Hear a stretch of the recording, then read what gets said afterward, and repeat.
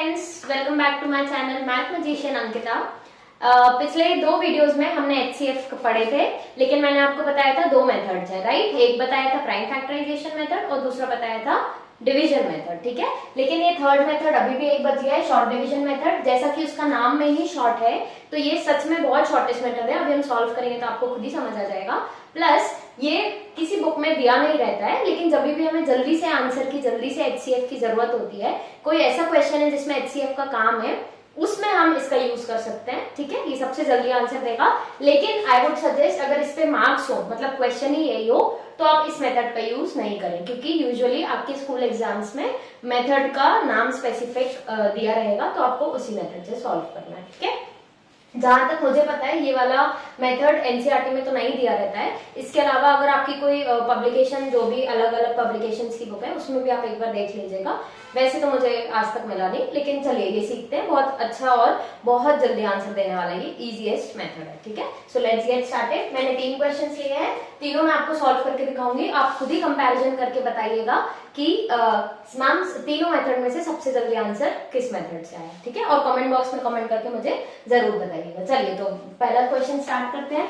देखिए इसमें क्या करना होता है, 64 और 136 हमें साथ में लिखना होता है, ठीक है। अब ये एक काइंड ऑफ प्राइम फैक्टराइजेशन ही कह सकते हैं आप, लेकिन दोनों का एक साथ हम करेंगे, ठीक है। जैसे प्राइम फैक्टराइजेशन में 64 का अलग होता, 136 का अलग होता, लेकिन इसमें हम एक साथ दोनों का कर सकते हैं, ठीक है। चलिए अब सबसे पहले 2 से स्टार्ट करते हैं, क्योंकि ये भी इवन है, ये भी इवन है, ठीक है। तो 2 से किया, 2 3 जार 6, 2 2 जार 4, 32 आएगा। 2 6 जार 12 और ये हो जाएगा 16, तो 2 8 जार 16, ठीक है। देखिए इन सबको सॉल्व करने के लिए आपको डिविजिबिलिटी रूल्स का आइडिया होना बहुत जरूरी है। आपको प्राइम नंबर्स क्या होते हैं उनका आइडिया होना बहुत जरूरी है। प्राइम फैक्टराइजेशन क्या होता है, प्राइम फैक्टराइजेशन क्या होता है, इसका आइडिया होना बहुत जरूरी है। ये सारी चीजें मैंने पढ़ा रखी है प्रीवियस वीडियोस में, तो आप प्लीज जाइए मेरे चैनल पर और वहां से सर्च करिए। लेक्चर वाइज सारे आपको आइकॉन्स में ही देखने को मिल जाएगा कि कौन से वीडियो में क्या है। तो आप, आई वुड सजेस्ट, आप पहले वो अच्छे से कॉन्सेप्ट क्लियर करें, फिर ये इस पर आते हैं, ठीक है। चलिए अब आगे देखते हैं। ये भी अभी भी इवन है, ये भी इवन है, तो फिर से 2 से जाएगा, तो 2 1 जार 2, रिमाइंडर बचा 1, इसमें बनाया 12, 2 6 जार 12। अब इसमें आइए, 2 3 जार 6 एंड 2 4 जार 8, ठीक है। अभी भी दोनों इवन है, अभी भी 2 से जा रहे हैं, तो ये 2 हो जाएगा, ये 8 हो जाएगा और ये 17 हो जाएगा। अब देखिए अब क्या है, अब एक ट्विस्ट है, ये 2 से जा रहा है लेकिन ये 2 से नहीं जा रहा है, तो इस मेथड को यहीं स्टॉप कर देना है, ठीक है। ये मेथड बोलता है जैसे ही कोई एक कॉमन फैक्टर मिलना बंद हो जाए, 2 नंबर्स है, इन दोनों में कुछ भी कॉमन नहीं बचा 1 के अलावा, तो इस पॉइंट पे आपको रुक जाना है, ठीक है। और जो इन नंबर्स का प्रोडक्ट है, जो आपके प्राइम फैक्टर्स आए लेफ्ट की तरफ, उन सबको प्रोडक्ट कर दीजिए, वही आपका एचसीएफ होगा। है ना कितना सिंपल। देखिए आंसर आ गया हमारा, तो हमें मिल गया HCF of 64 and 136 is 2 into 2 into 2 which is 8, ठीक है। ये देखिए बस आंसर आ गया, इतना सा मेथड करना है। अब अगर प्राइम फैक्टराइजेशन मेथड करते तो आप पहले इसका करते अलग से, फिर इसका करते, फिर दोनों में कॉमन ढूंढते, फिर करते। देखिए इसमें दोनों में कितनी जल्दी आंसर आ गया, ठीक है ना सिंपल। चलिए नेक्स्ट उसमें आते हैं।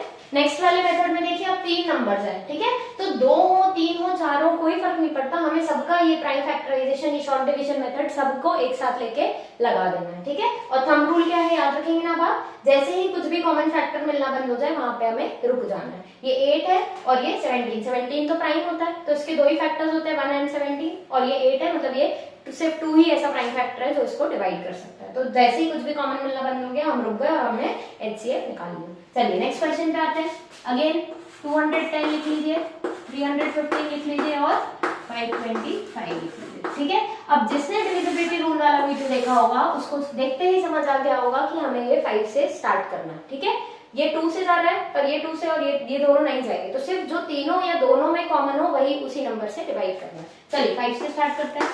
पढ़िए टेबल, 5 4 जार 20, रिमाइंडर बचा 1, ये 10 बन गया, 5 2 जार 10, सही है।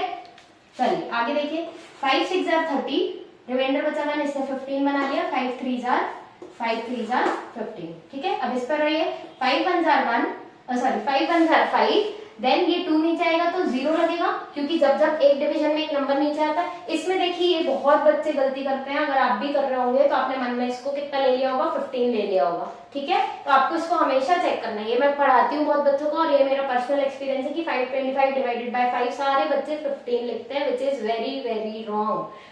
105 आएगा, क्यों? क्योंकि जब हमने 5 1 जार 5 किया, फिर ये 2 नीचे आया, जब 2 नीचे आया तो हमें वापस 5 की टेबल पढ़नी होगी, क्योंकि 2 छोटा है 5 से, इसलिए 0 टाइम्स जाएगा, तो 5 0 जार 0। अगले स्टेप में ये 25 बनेगा, तब आएगा 5 5 जार 25। तो मैं यहाँ पर स्टार मार्क कर दे रही हूँ, ये बच्चे बहुत इसमें गलती करते हैं, तो you have to be very careful while doing this kind of division, ठीक है। चलिए आगे देखते हैं। अब देखिए 42, 63 और 105। 5 से तो अब नहीं जा सकता, क्योंकि ये दोनों नंबर 5 से डिविजिबल नहीं है, ठीक है। ये 2 से डिविजिबल है, लेकिन ये दोनों नहीं है। ये 3 से डिविजिबल है, ये भी 3 से डिविजिबल है, और देखिए मैं लिया हूँ 3 से दोनों तीनों डिविजिबल है, तो अब हम 3 से कर लेते हैं। चलिए, मैंने आपको ये भी समझाया कि इसका असेंडिंग ऑर्डर में होना, छोटा बड़ा कोई मैटर नहीं करता, बस यहाँ पे सारे प्राइम नंबर्स ही आने चाहिए। This you have to keep in your mind, ठीक है। अब 3 से करते हैं, चलिए। तो 3 1 जार 3, ये बन गया 12, 3 4 जार 12, ये पढ़िए 3 2 जार 6, 3 1 जार 3। अब ये पढ़िए 3 3 जार 9, 15 हुआ, 3 5 जार 15। चलिए, अब कोई नंबर है जिससे तीनों जा रहे हैं, रीथिंक करिए, आप सोचिए, मुझे तो आ गया आइडिया, आप बताइए ऐसा कौन सा नंबर है जिसकी टेबल में तीनों नंबर आते हैं। 7, राइट। तो 7 से जाएगा ये, 7 2 जार 14, 7 3 जार 21, 7 5 जार 35। अब बताइए मुझे ऐसा कौन सा नंबर है जो इन तीनों का कॉमन फैक्टर है, बता सकते हैं? यस मैम, एक तो है 1, लेकिन 1 हम यूज नहीं कर सकते because 1 is not a prime number, तो बस यहाँ पर हमें अपना मेथड रोक देना, और दिस इज आर, इनका प्रोडक्ट इज आर HCF, है ना, काफी सिंपल। चलिए, तो अब लिख लीजिए HCF of 210, 315 and 525 will be what? 5 into 3 into 7, 5 into 3 into 7 कितना होगा बताइए? 5 3 जार 15 होता है, 15 7 जार, बताइए, टेबल याद होनी चाहिए, कितना हो जाएगा? 105। ये आ गया हमारा HCF, ठीक है सिंपल। चलिए एक और आ जाते हैं, इसमें भी ये वाला भी सॉल्व कर लेते हैं। वैसे तो ये मैं होमवर्क देना चाहती थी, लेकिन मैं इस वीडियो में सिर्फ 3 ही क्वेश्चन करवा रही हूँ, इसलिए ये भी मैं ही सॉल्व कर देती हूँ। बाकी आप बुक से जितने भी क्वेश्चन हमने प्रीवियस वीडियोस में डिवीजन मेथड से और प्राइम फैक्टराइजेशन मेथड से किए हैं, उन सबको ही आप इस मेथड से प्रैक्टिस कर लीजिए, तो आपके इस मेथड की भी बहुत अच्छी प्रैक्टिस हो जाएगी। और एक और चीज आप मुझे बताइएगा कि आंसर सेम आता है या नहीं, ठीक है। चलिए अब देखिए, इवन इवन इवन करेक्ट, तो 2 से कर लेते हैं पहले। तो 2 9 जार 18, यहाँ कितना बचेगा? 2 1 जार 2, 2 से करिए 2 6 जार 12, 2 2 जार 4, इसको 2 से टेबल पढ़िए, 2 4 जार 8, रिमाइंडर बचा 1, 18 बना लिया, 2 9 जार 18, करेक्ट। अब भले ही आपको बाकी चीजें, अच्छा अब देखिए इसमें से कुछ आपको मिल रहा है क्या? कुछ है ऐसा जो कॉमन हो सब में? ये वाला तो 7 से जा रहा है, करेक्ट, ये भी 7 से जा रहा है, ये 7 से नहीं जा रहा है, और कोई ऐसा नंबर है? 2 से ये जा सकता है, ये दोनों नहीं जा सकता है। ओके, तो आई थिंक बस 2 ही इसका HCF हो जाएगा। देखिए पहले स्टेप में ही ब्रेक लग गई, क्योंकि ऐसा कोई नंबर ही नहीं है जिसमें ये दोनों, ये तीनों आ रहे हो, ठीक है। तो यहाँ पे हम लिख देंगे HCF ऑफ, देखिए एक एक मेथड में भी आ जाता है, HCF ऑफ, मैंने ये सही किया, 1 मिनट में चेक कर लेती हूँ। 2 9 जार 18, 2 1 जार 2, देन 2 6 जार 12, 2 2 जार 4, 2 49 जार 98, ठीक है। तो बस ये इतना ही होगा, HCF of 182, 124 and 98 will be what is equal to 2, क्योंकि और कुछ आया ही नहीं, ठीक है। समझ आया होगा आई थिंक आपको।